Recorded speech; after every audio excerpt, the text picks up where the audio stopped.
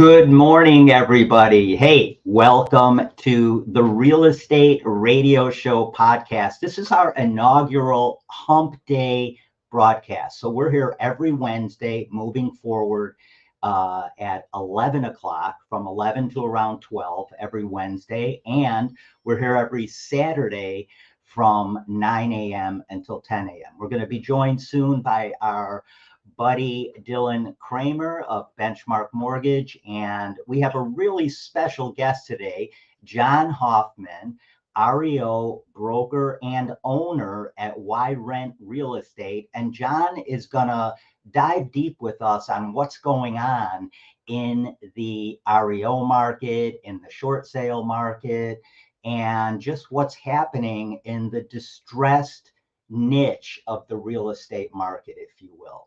So John will have a lot of interesting stuff to talk about regarding that. I did that for a long time, from probably 2008 to 2017. So me and John have worked a lot together. We got a lot to say about the REO short sale side of this business.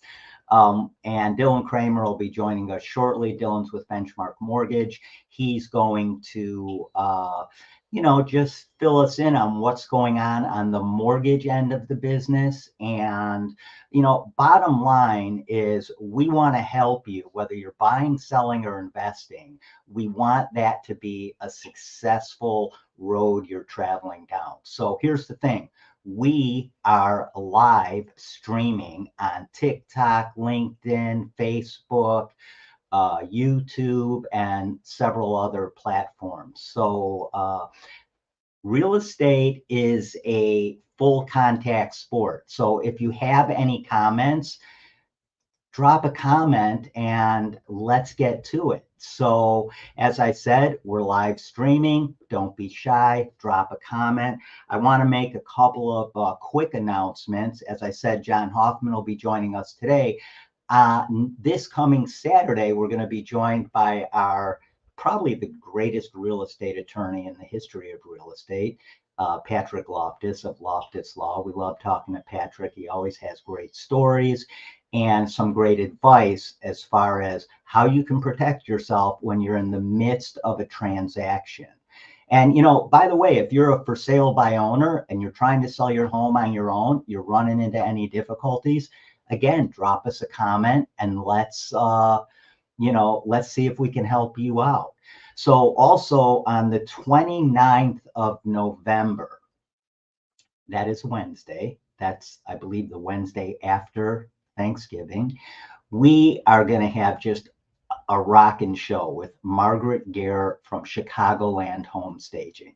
So this is going to be a great show because I actually took before and after RICO 360 tours of the property, before it was staged and after it was staged. And there's a story behind this as to how quickly the property sold once it was staged and why that is so important to remember when you're selling a home. Remember to stage your property properly. Say that 10 times in a row. And it's really going to give you an edge up on exactly how you can get people more interested and make them feel more at home in your property rather than just walking in to this big old empty space. So John Hoffman's going to be joining us in about 3 to 5 minutes. And let me get rid of this Post-it note. I literally have Post-it notes all around me. So Dylan will be on shortly. Remember, drop us a comment. If you're on TikTok, YouTube, LinkedIn, Facebook, wherever you are, drop us a comment. We'll get right to it. And don't forget to join us Saturday at 9 a.m. And then remember, on the 29th, make a note, Margaret Gare, Chicagoland Home Staging. We are going to do a great case study on staging 831 Diane. This is an 11,000 square foot home in Naperville that just came under contract. So we will get to that shortly. Let's get rid of that. All right. So, and we already talked about Patrick Loftus being on this Saturday. So let's, without any further ado, let's bring my buddy John Hoffman on. And there he is, What's up, Blair? the man of the hour. What's Hey, going on, bud? you actually caught me at one of my REOs under construction right now. Nice. So, Nice. yeah, so So we're out here literally with boots on the ground. So that's there you awesome, go. man. I love it. I love it. So Yeah. there you are. It's not cold out. Why are you wearing a winter? Is it cold Well, out? because the heat's on 55. Come on, you remember the program, don't you? Oh, that's right. So where are you? Where is this property? It's in Montgomery. It's on Amsterdam Avenue off of 30 and Orchard Road. Okay, Probably and be ready. This will be ready for market probably in about with my hope a month, probably more like 2 to 3 though. So whatever, it is so what it let is. me ask you this, because we know how this all goes with the REO business, and we'll get into some stats and stuff like that in a minute.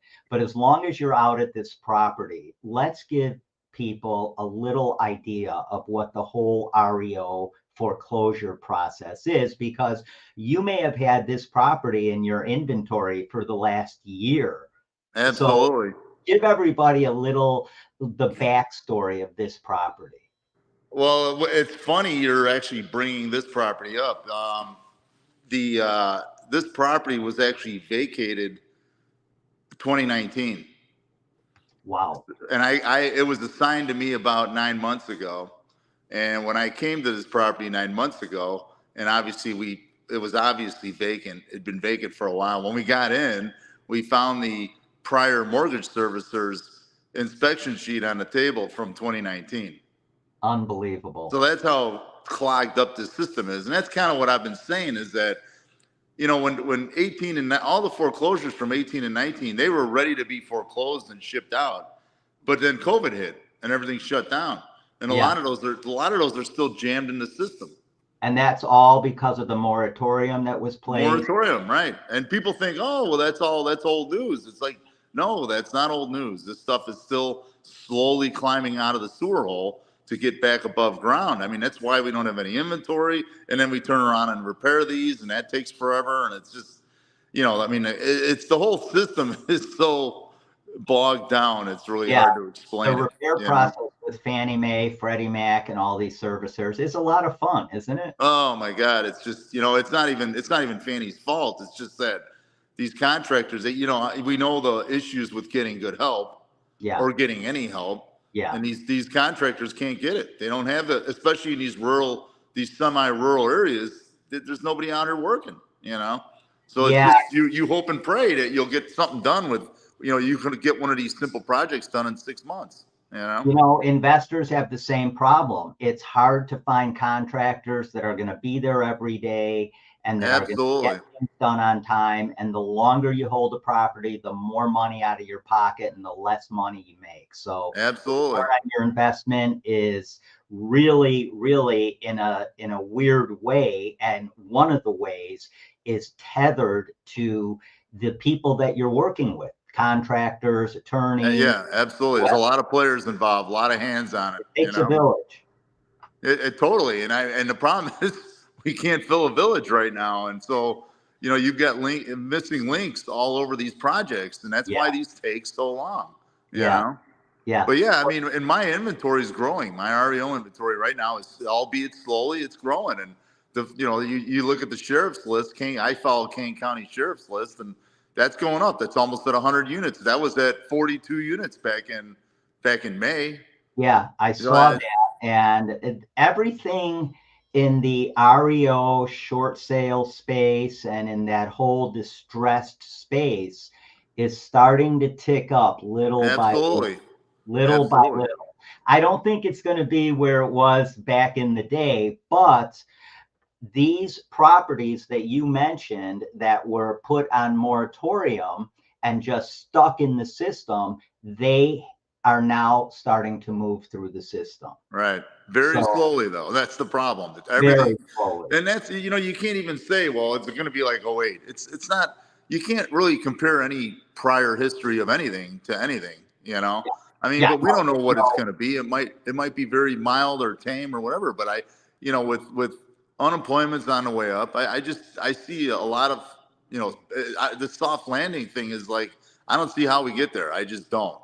well, and it's funny because that's part of what I was going to talk about with Dylan as well when he comes on, and you'll probably still be on here unless you got to fly and do your thing over there. Yeah. But the funny thing is, inflation is still holding under 4%. We're at about 3.7, 3.8% right now, I believe. Correct me if I'm wrong. Yeah, it sounds right. Yeah. Yeah. Mortgage rates, they're not fluctuating wildly. They're right around 7.5% now, which when I bought my first home, that was my mortgage rate. That was my interest. Right. Yeah. 7.5%. And the thing about inflation is it's sticky, because really, people are getting frustrated that we're not getting off of this 3.7, 3.8 inflation to get back to where we want to be at about 2%. And a lot of the reason for that is food prices. Go buy a box of cereal. You get half of what you get for 3 times what it used to cost. I mean, it's ridiculous. See, I think too that all these there's too many fudge numbers that you get just from the feds. The feds are running out of rabbits to pull out of their hat. I mean, when you get unemployment numbers where they say, oh, we added 150,000 jobs, 99,000 of them were government jobs. Okay, that's just more inflation.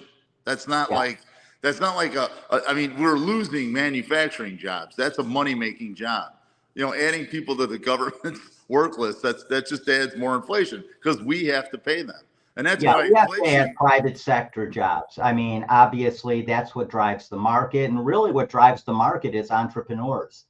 Right. That's what drives America's economy. Are people starting businesses, putting people to work, and being successful in their own right. So I think you I mean, it's like Larry, it's like my point with the inflation is just that, you go to the store, it's not coming down at the store. And that's why people are PO. That is the key, John. Right. That's the key, because it's not coming down. It's going up, folks. It's going up. Go fill your car up with gas, right? Gas prices are either coming down a little bit or staying right where they're at. I just filled up my car for, I think it was like $3.39, and I know it's not $1.83 or whatever, but for $3.39, and gas prices have not fluctuated a lot either, which I'm really surprised about with everything going on in the Middle East. Yeah, well, that's the oil thing, that's oil driven for the most part. But it's like the grocery thing. It's like, who hasn't gotten all those notices from all the places you subscribe to every month saying, hey, as of this date, you're going up. I don't care if it's Apple TV going up $5. It's like everyone's getting hit, and that's not coming back. No. It's not like Apple's going to go, hey, inflation's down. Here's your $5 back. No, it's not. And John, that's part of the problem. And that's part of the reason I believe that inflation is not coming down like we'd like to see it come Definitely down. Not. And that is because of food prices. Once a company figures out that you're willing to pay X amount of dollars for this product or that service, guess what? That price isn't coming down until you stop buying their overpriced stuff. Right. And then you'll see prices come down, because once you stop purchasing their stuff at the price they want you to purchase it at, I promise you those prices come down. Absolutely. But nobody's doing that. No. We're still going out there. We're still buying all their stuff. See, hey, I'll tell you what, though, what's more alarming is the number of HELOCs and emergency 401k loans has gone up like 80% in the last year. Yeah, I mean, it's on my foreclosure minute a couple weeks ago. But people are starting to run out of cash, so they're trying to tap equity of either their home or to just keep feeding the elephant. You know what I mean?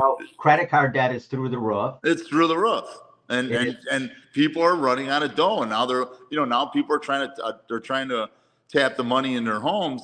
A lot of them can't even get the loans because the rates are too high. But So it's here's the just crazy thing. it is. Consumer spending is still up. So consumers are moaning and you know what else about inflation, right? Yeah. But they're not acting that way. They're still out there spending all kinds of money. Right. They're not buying houses because there's not a lot of houses out there to buy. Inventory is still at historic lows, right? Right. And prices are still, they're not going down. We are 5% up in terms of the median sold price. Now, when I talk about that, that's in the Chicago metro area, MRED stats. Yeah, right. So we're 5% up over the same time last year.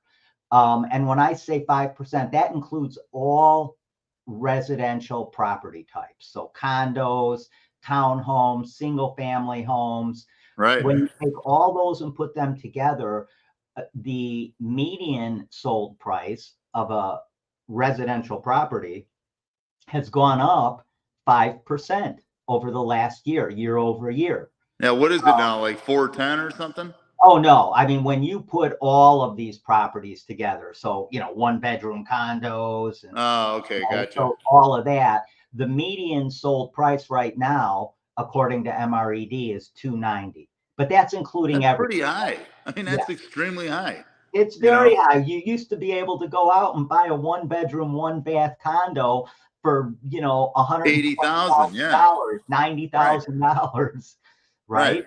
You can't do that anymore. I'm putting a condo on the market in Naperville. It's right in the middle of Naperville. We're in the midst of doing exactly what you're doing right now, rehabbing the whole thing, new floors, new paint, new appliances, everything new. It's going to look like a brand new property when they walk in there, when the buyer walks in there. And that property is coming. It's a 2-bedroom, 1.5 bath. It's coming on the market at $219,900. And that's in what town? That's in Naperville. It's right on Mill Street. It's right off of Washington and Ogden. So, and it's a nice little place and a nice little community, but it's $219,900, and I've seen others in there priced higher. They sit on the market forever because they're priced too high. That's the key, folks. Remember, when you're pricing your home, price it right the first time, because that's the only time. Absolutely. You don't get it later on, and your offers will become less the longer you sit there. Yeah. People think, people say, oh, well, but John, I can't go back up. It's like, yeah, but you sit there too long, and then people quit looking at it, because people when they're looking for homes, they want what's bright, shiny pennies, what's new, Exactly. the new listings. There's something that's been on the market for 4 months. That stuff sits. I would know. I've got a couple doing that. That they overpriced it. Now we're trying to drag people to it. Absolutely. I mean, so for all you sellers out there, the time that your home is most sought after, and I think you're going to agree with me on this, John, but the time your home is most sought after by buyers is when you first come on the market, when it's never been rejected for price, condition, or location, and everybody's excited to see it. Hopefully the broker you're working with, or if you're selling it by owner, you've pre-marketed it to get everybody excited about it coming on the market, so to speak. And this is your one shot at pricing it right. If you overprice it, there's this old saying in real estate: the longer you're on the market, the farther away you're going to get from your list price. It's as simple as that. Totally, yeah. Right? Absolutely. So tell us you got about 3 weeks. That's kind of what I hate to be aggressive, but I tell people you got about 3 weeks. We'll know what it's worth in about 3 weeks. Well, what I do is I pre-market every property I put on the market. So I market it for 10 days before it's officially on the MLS. So we'll market it on, Zillow is coming soon. We'll put it on the PLN. We'll do a couple of ads on different social media platforms, and we'll get people excited about it coming on. if you don't get any calls or any inquiries at the price you come on when you're pre-marketing it, that could be an indication you're a little high. Yeah, You no, know, not a so good sign, man. yeah, so there's a lot of ways that you can do this where um, you know, you can kind of gauge the market before you officially come on. I've put properties on the market at one price while pre-marketing it. And then when we officially put it on the MLS, we actually put it at a little lower price. Yeah. And so it's something to really keep in mind, you guys, when you are selling a home. Make sure you're working with an agent that's not only a marketing agent, but they're a pricing expert. They know how to price homes. Just Yeah. like Fannie Mae. Fannie Mae knows how to price homes, right, John? Yeah. No comment from the peanut gallery. But anyways. Hey, I'll tell you what, man, the sellers too. It's like a lot of these sellers, it's like, well, let's go with this price. Well, I don't want to give it away. Well, if you're in this market, if you're truly giving it away, we'll know in 36 hours when we have 27 offers, and they're gonna go over list anyways. So You're gonna you go really way can't over. lose. Exactly. You have nothing to lose at all. What I tell everybody when I'm sitting in front of a seller and interviewing for the job, if you will, right? Right. You don't have to do that with Fannie Mae. They just shove listings down your throat as fast as they can. Right. I remember those days. We hope. Yeah, we hope. Yeah. But you know, when I'm sitting in front of a seller and you know, basically interviewing for the job, I tell them, you know, I suggest to them, I should say, that the way to price your home is either right at market value or just a tad under market value, because that's where you're going to get all of this action.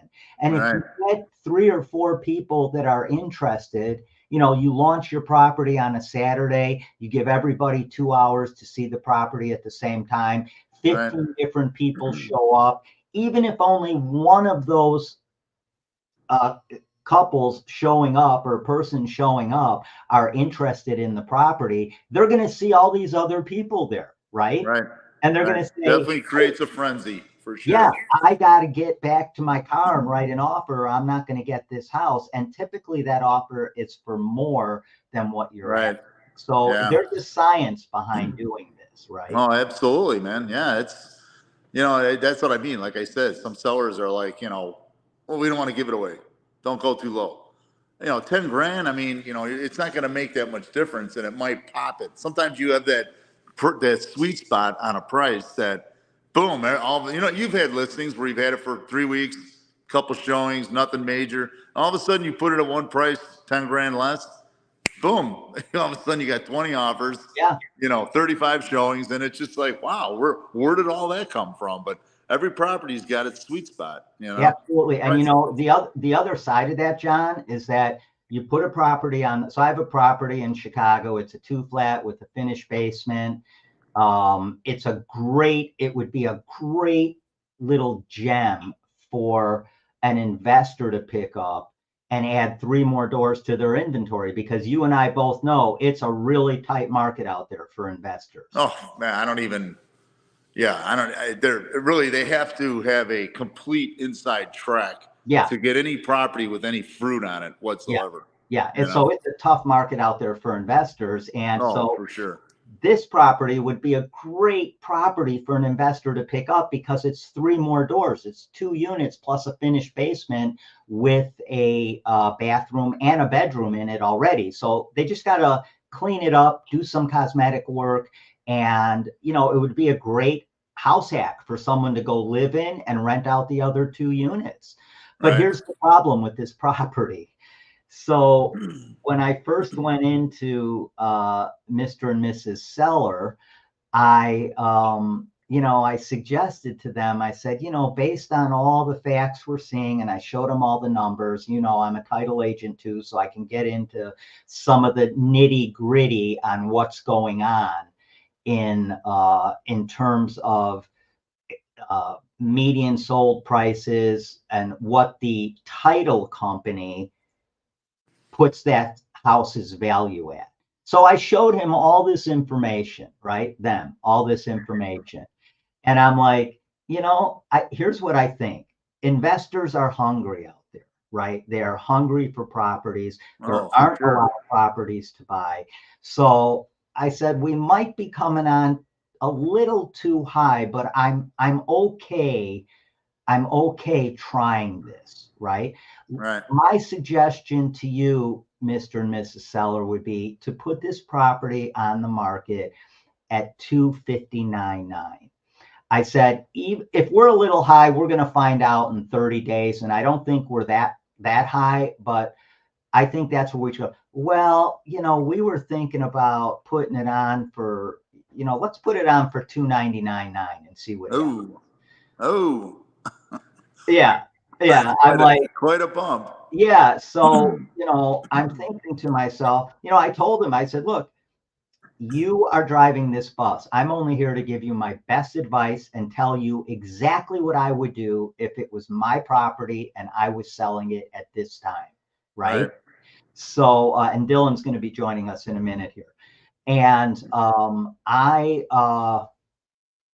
so I'm just giving you my best advice. At the end of the day, it's your choice. If you tell me to put it on at $599, that's what I'm going to put it on at. And I'm going to give you my opinion as to what's probably going to happen as a result of that.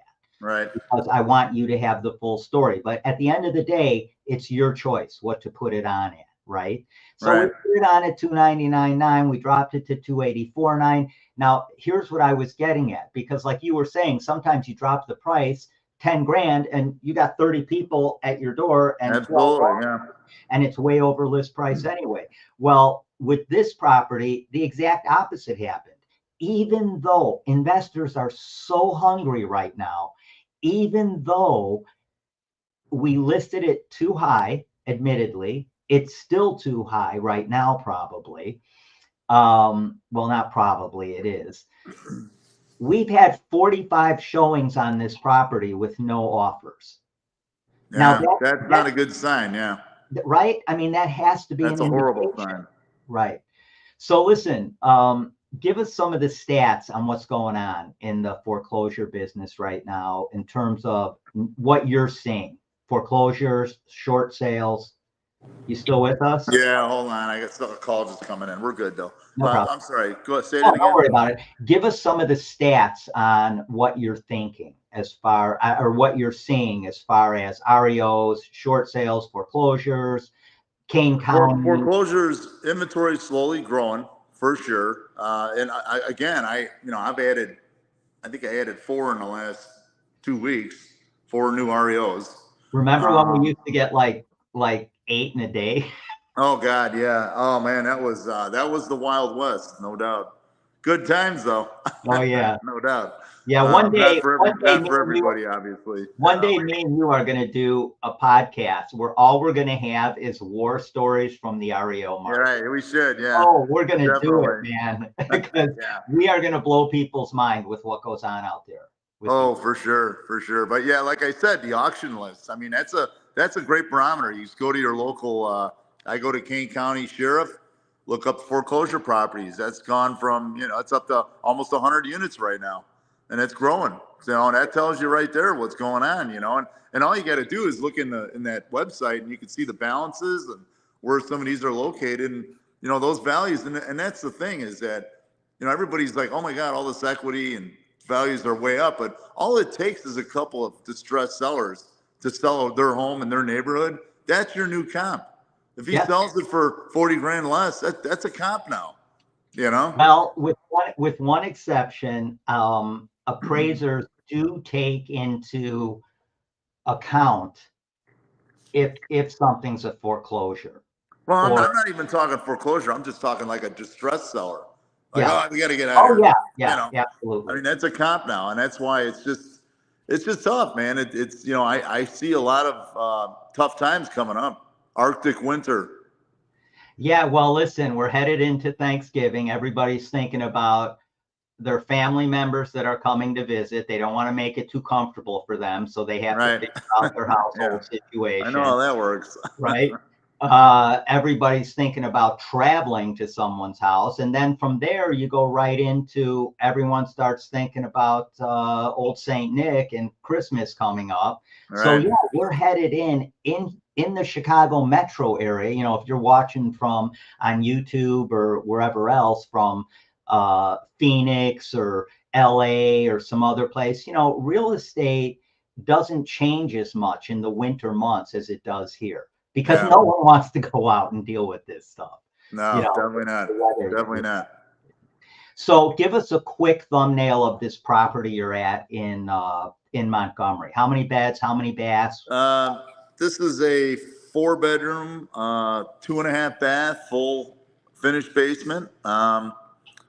It's nice. It's over in I'm sorry, I can't think of the subdivision offhand, but it's right at 30 and Gordon Road off of there. Okay. Or Orchard and 30 and just west and over by Orchard Road. So nice. It's going to be real nice. I mean, and that's one thing, like with Fannie, they've been doing great work on these properties, Yeah. albeit it takes too long, but you know, in the end, you've got definitely the shiny penny to Are show they doing everyone. full rehab on this property? Oh yeah. I mean, they're not afraid to do anything. If we tell them, hey, I want to put in a new, mantle and this and just, they're letting you pretty much do it at this point, Yeah. So yeah, I mean, and we're getting top dollar for these once we get the price right. Again, though, these things, I've had properties with, just Fannie and some of my other stuff, and it's like they can be completely beautiful, but if you price them too high, they don't sell. Yeah. But once Well, you get them priced right, then they sell. You don't have to say this. You still work with Fannie. I don't work with them anymore. I'm going to say it.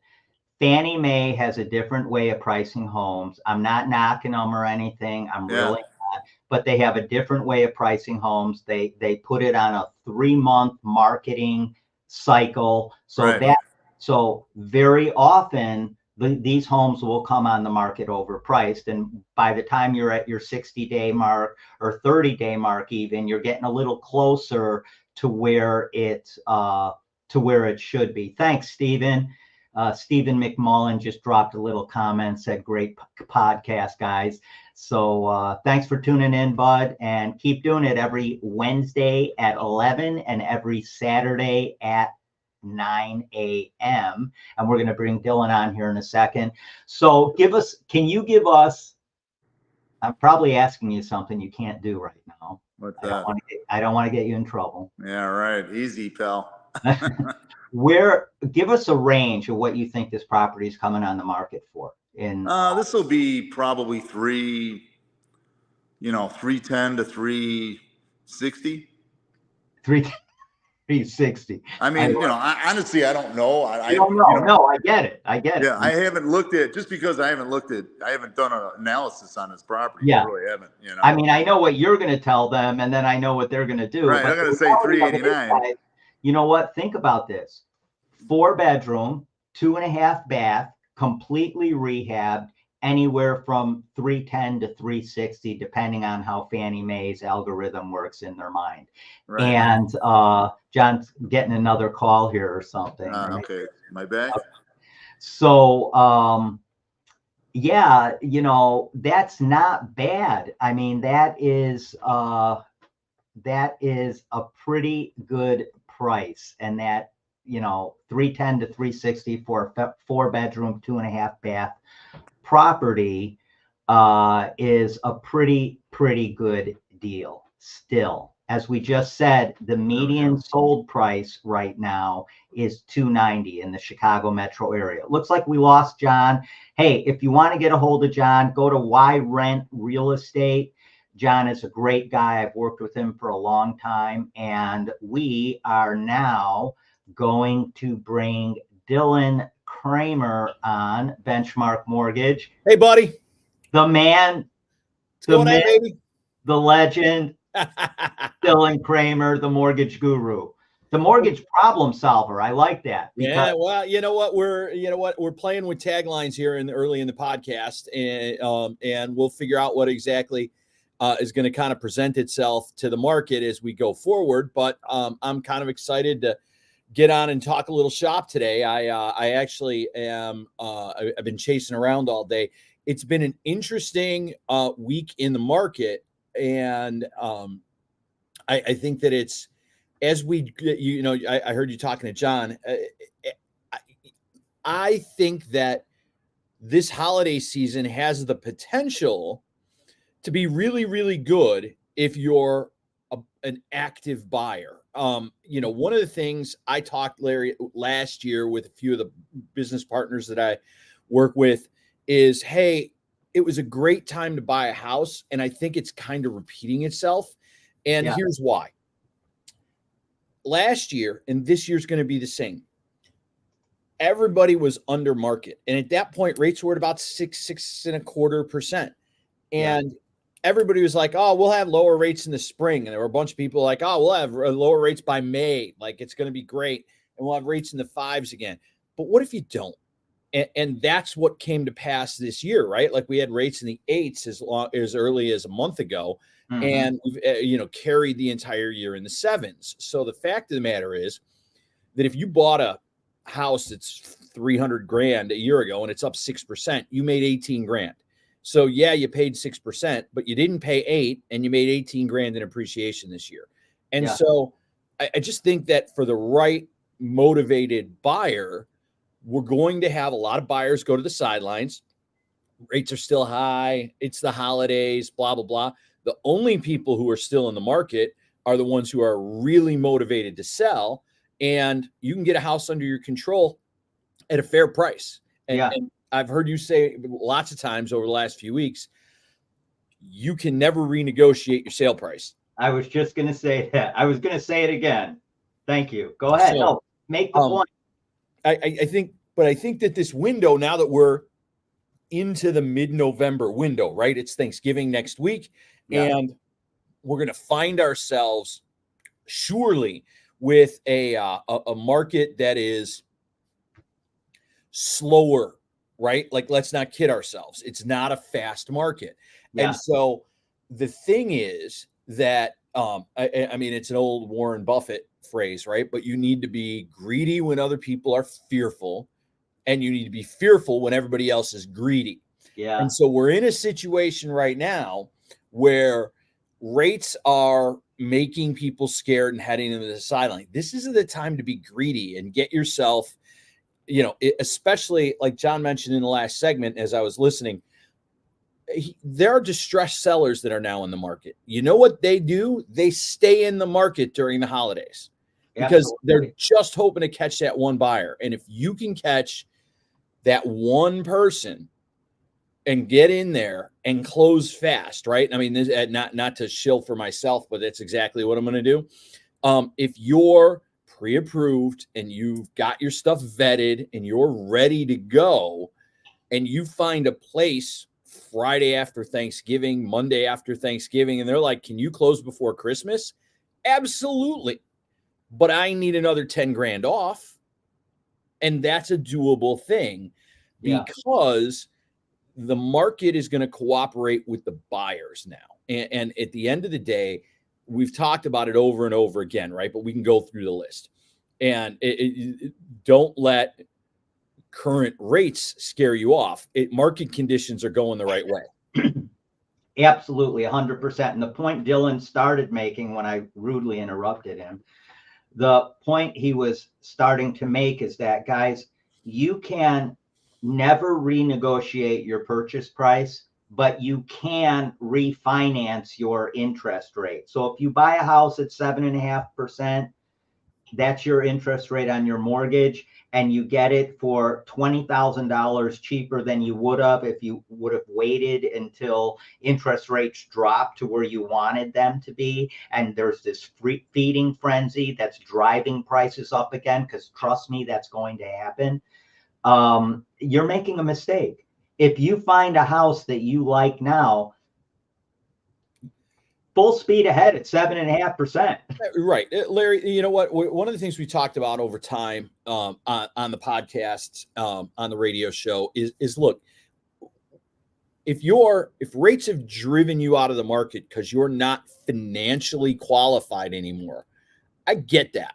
Like, It sucks, but that's the reality of the situation. Yeah.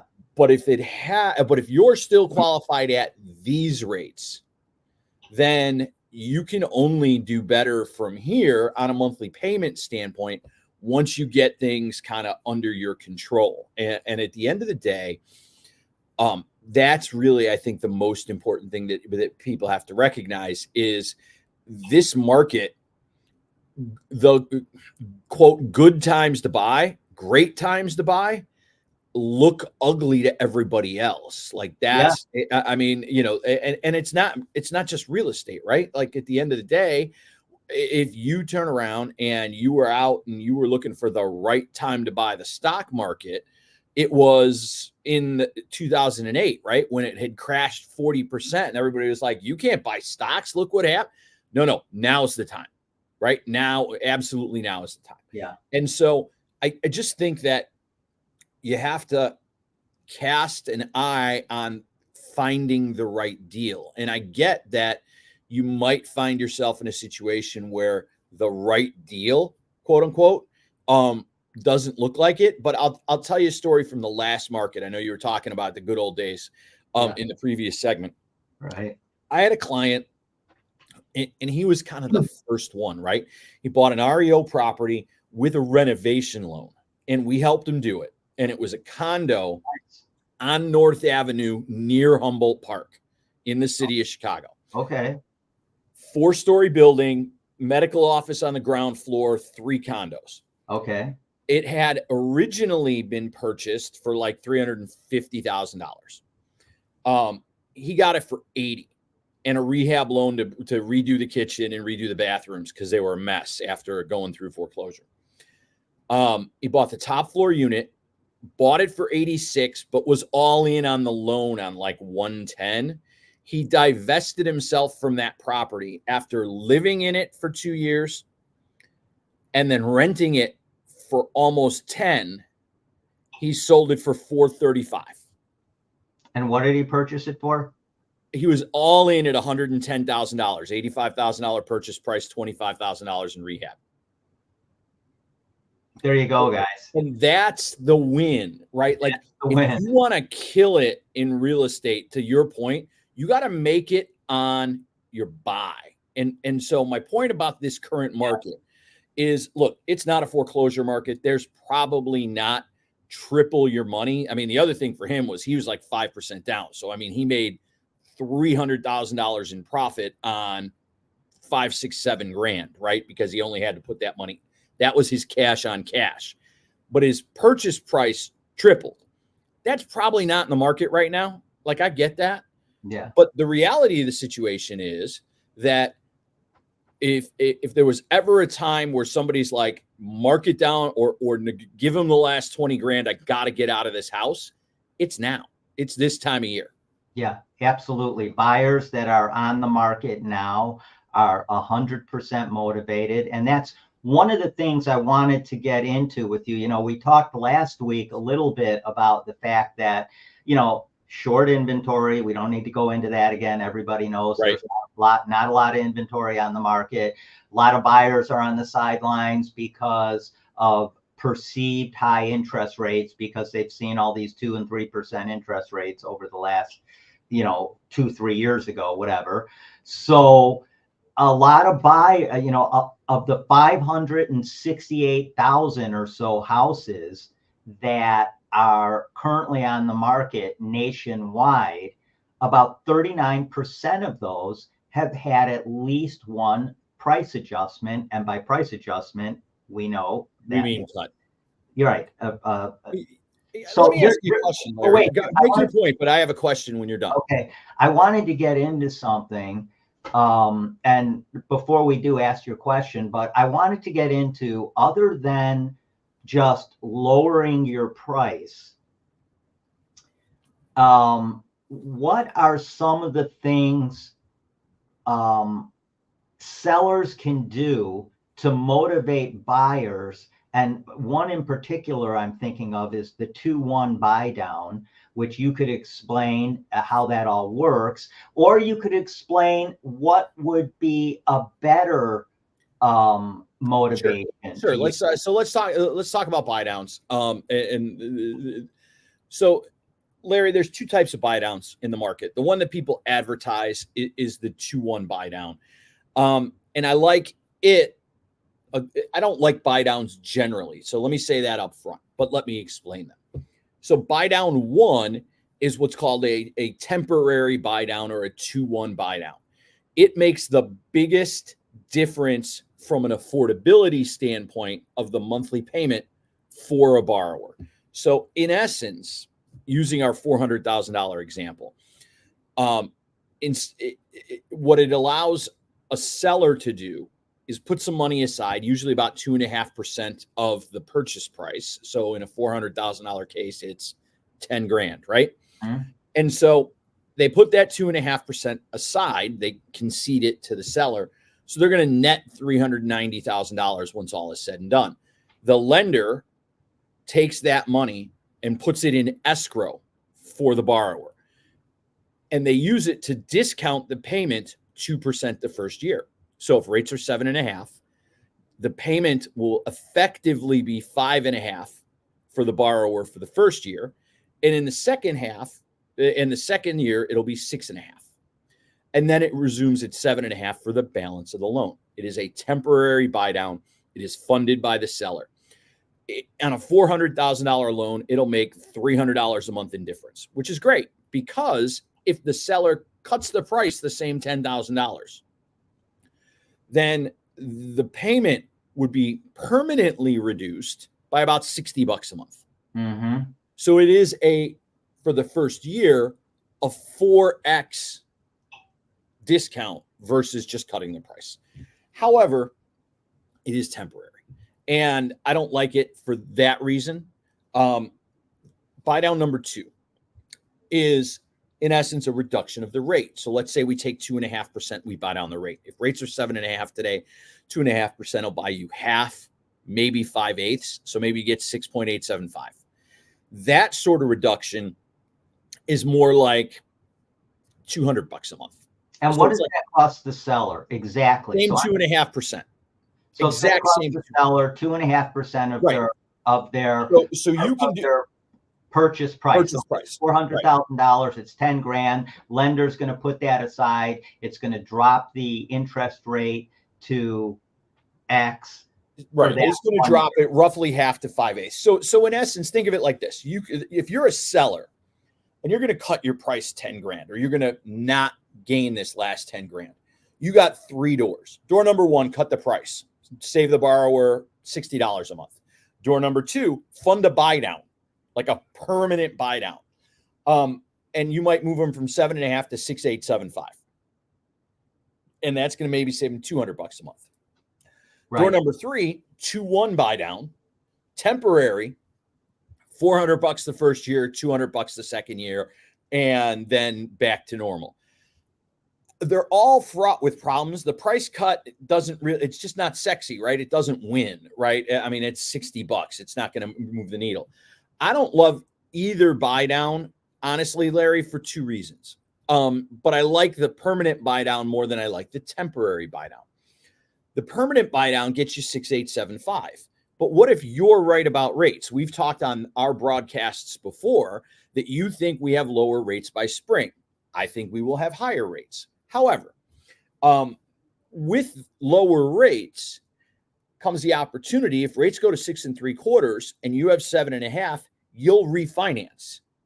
If you have 6.875 and you spent 10 grand to get it, you spent 10 grand to get a discount on the rate that you can get for free in 6 months or a year and a half.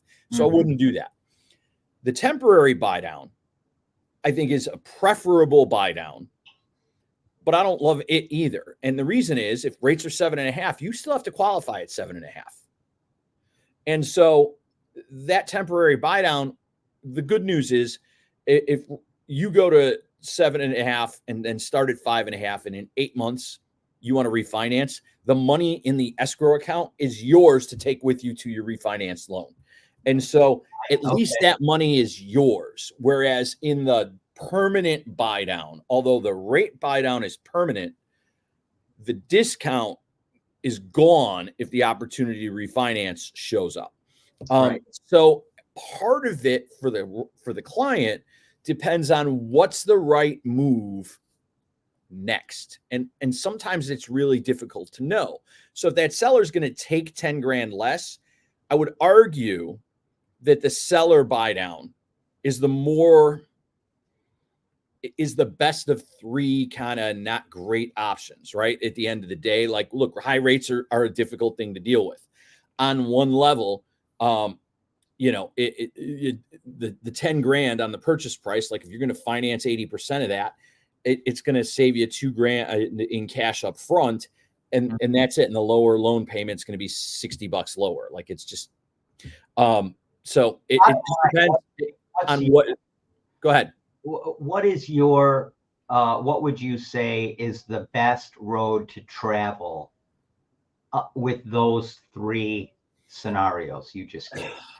All things being equal, which is not the case, right? One of the things we do when we work with clients is try to understand where they're going to be.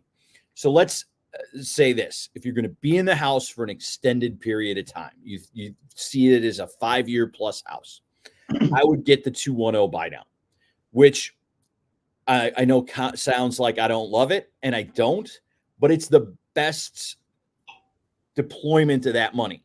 The 2-1 buy down. The 2-1 buy down, because if you get the chance to refinance, that money's still yours. It's in your escrow account, right? So they put it in your escrow with your taxes, and then let's say it's $400 cheaper every month. They just pull $4,000, four, and then move on.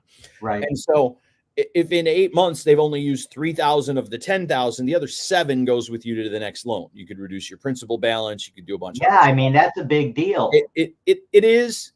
But what if we're wrong, right? And we wake up and 2 years from now rates are 9, and you're through your discount period, and you were kind of counting on your discount period to keep that house affordable. Now you're in at 7.5, same 7.5 you would have had anyway, but now you're there. And so I don't love that. Whereas you could have, if rates went up, you could have had 6.875 today if you used a regular buy down. Right. But the trade for that is that rates are going to turn around, and what if rates go down? And so I just don't know. And so if I'm going from if I'm choosing blind, which we all are, right? We don't know where rates are going. We don't know what the value is going to do, et cetera, et cetera. I would do the buy down if I was choosing from these 3 doors of what the seller's going to take 10 grand less. How do we structure it? Yeah. So on a $400,000 home, though, if you're talking a 2-1 buy down, you're talking 8,000 the first year, and you're talking 4,000 the second year, total $12,000. Am I correct in that? Yeah. I mean, there's some alchemy in the math, but yeah, that's about it. Yeah. So, I mean, the seller has to be prepared and has to understand that they're essentially dropping the price, $12,000. Right. They're doing it in a different way to benefit the buyer, and the buyer, like you said, it's temporary. So, if 2 years from now, for some reason, inflation is back to 2% and everything's going great, and rates are down to 5.9%, right, you can refinance to 5.9%. In the meantime, you've only been paying 5.5% and 6.5%. Exactly right. So it's a little bit of a moving target. So we're trying to help people understand that as they're going into their transaction. Yeah. But if I was advising a seller, I would say, look, I would advertise, if I'm one of your Naperville sellers, right? And I'm selling a subdivision house in Naperville, 4 bedrooms, 2.5 baths, et cetera, right, or whatever. And there's 2 other houses in the subdivision. Got one of those coming on the market in Buffalo Grove. There you go. So, but you're in a situation where there's 2 other houses that are very, very similar comps in the market, and we're all going to be at roughly the same price. I would absolutely be advertising that I am willing to entertain funding a buy down to help the buyer, because the buyer may be motivated by whatever their situation is in terms. And you know the old cliche, you can have your price if I can have my terms. And so at the end of the day, one of the things that it's important to know is what are the financing regulations relative to the situation at hand. And that's honestly more relevant in this market for sellers than they think it is, right? And for years, we've been just like, hey, you're approved or you're pre-qualified, go get your loan, don't worry about it. The seller has to engage in understanding how the financing plays a role in them liquidating the asset and getting them access to their equity. Yeah. So by the way, you guys that are tuning in on Facebook, on YouTube, on LinkedIn, and soon on all of Dylan's sites as well, because I'm going to show you how to do that, Dylan, where you're going to stream this on any site you want, up to 2 sites on any site you want. Love it. So if you're out there and you're watching on YouTube, be sure to like, comment, and follow, because we have some great information and great guests. I was mentioning that on the 29th, we have Margaret Gear from Chicagoland Home Staging coming on. And awesome. Margaret owns Chicagoland Home Staging. She recently staged an 11,000 square foot home in Naperville that my partner, Michael Affito, had on the market for $2.895 million. Unbelievable house, just amazing. But it wasn't staged for the longest amount of time. As soon as it was staged, it sold. So we're going to show you the value of staging on November 29th. And by the way, this Saturday, Patrick Loftus is going to be joining us. So we love Patrick, right? Yeah. No, I'm sorry, Larry. I got pinged. Say it again. Patrick Loftus is going to be joining us this Saturday. Oh, well, that's fantastic. We haven't seen Patrick in a while. Yeah, Patrick is an awesome guy, and look forward to seeing him this Saturday. So what else is going on in your mortgage life? That's it, man. We're fighting the fight. I mean, we turned around. We like I said, we sent a transaction to closing today, which is great. And that was that was another actually interesting thing about this transaction. I'll spare you the details about the conversation around the challenges in trying to get the challenges in trying to get our communication with the people in that transaction done. The thing I think that is relevant there is that buyer was fairly well off financially, but nobody wants to set money on fire, right? So at the end of the day, he's buying a condo, second home in the city of Chicago proper. And we advised him, because he has the capacity to, on a $350,000 unit, to put 30% down and take a smaller mortgage. Why? Okay. Because at the end of the day, the financing costs for the extra 10% down drop dramatically. Fannie Mae has what's called a loan level price adjustment grid. And so think of it like this when I explain it to home buyers. Today, getting your mortgage, when people call and ask, hey, what's your rate? It's not like you're going to Old Country Buffet and it's like, well, for $12 or $15, you can have whatever you want. It used to be like, look, rates were 6.5. And if rates were 6.5, everybody got 6.5. Right. Now, after the foreclosure market of 15 years ago, they've come in and done the math. And they're like, well, what causes loans to be more likely to go to foreclosure? Less down payment, condos, 30 years versus 15 years, adjustable rate loans. How much money will you have in the bank after closing, et cetera, et cetera. So we were able to go through these 30 different factors and say, look, if you put 30% down, you will save thousands of dollars over the course of the first 2 years, much less over 30. And so he was like, well, I have the money to do that. Like I wouldn't, like the loan was going to be like $7,000 more expensive in the first 24 months. Mm-hmm. And he only had to put down another 30. So it was like, well, do you want to keep that 30 in your pocket and end up with 23? Like that's how this ends. And so it's always interesting when we find where our advice can make a difference financially. So that's cool. You know, oddly, on the other end of the spectrum, we're working on another one of those no money down transactions. So that's cool. And we got a few other things going out. We're helping a couple of seniors with reverses, you know, usual bundle of stuff. We're in the problem solving business right now. Yeah. That's the problem solver tag. And that's really been the It's always case that way. It's always that way. You know, it's more so now than most. I mean, yes, we're always solving problems. You're 100% right. But in a market like this, it seems like every transaction has a problem to get solved, if that makes sense. Yeah, no, I agree.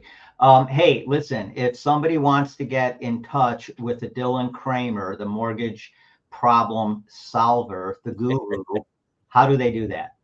You can call or text me anytime at 630-708-7088.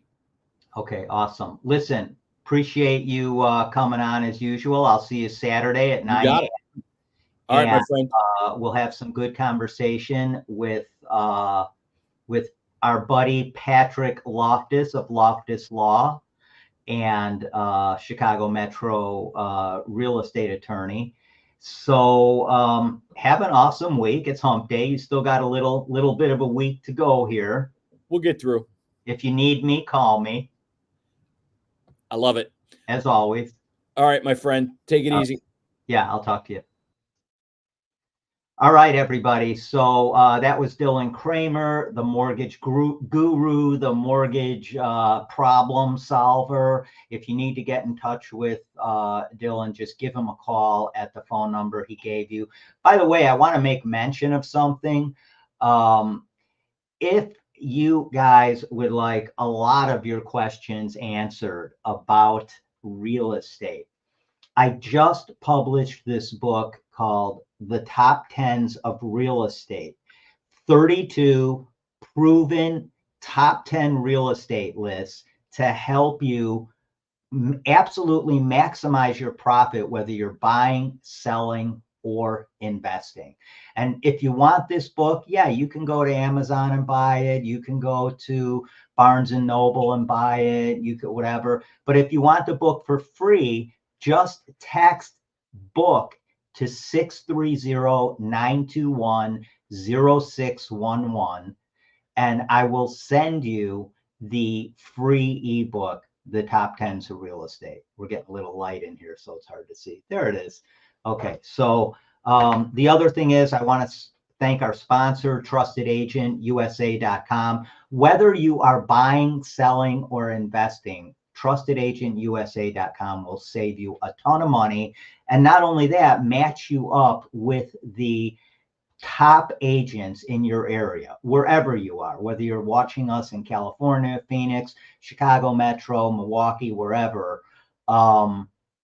We will match you up with the top agents in your area. They will list your home for, in some cases, as low as 1.5% if you're also buying your next home with us. And all of our buyers get a 0.5% rebate back on the property that they're purchasing. So if you're purchasing a $400,000 property, you're going to get a $2,000 rebate to put towards your closing costs and prepaids, and that's a big deal. And so I want to thank everybody for tuning in today, the Real Estate Radio Show podcast. Remember, we're here every Wednesday at 9 a.m. Every Wednesday at 11 a.m. to around 12. Sometimes we run a little long, a little short, but we're on every Wednesday at 11 a.m. and we're on every Saturday at 9 a.m. And this Saturday, we have Patrick Loftus joining us. Dylan will be back, of course. And we look forward to seeing you all. Remember, TrustedAgentUSA.com. Go there, check it out, click on any link to get started, save yourself a ton of money. And if you want the book, The Top 10s of Real Estate, 32 proven top 10 real estate lists to maximize your profit, whether you sell, buy, or invest, just text book to 630-921-0611. Hey, it's hump day. You guys have a fantastic rest of the week, and we will see you soon. Take care. Peace. Be good to yourself and everybody else.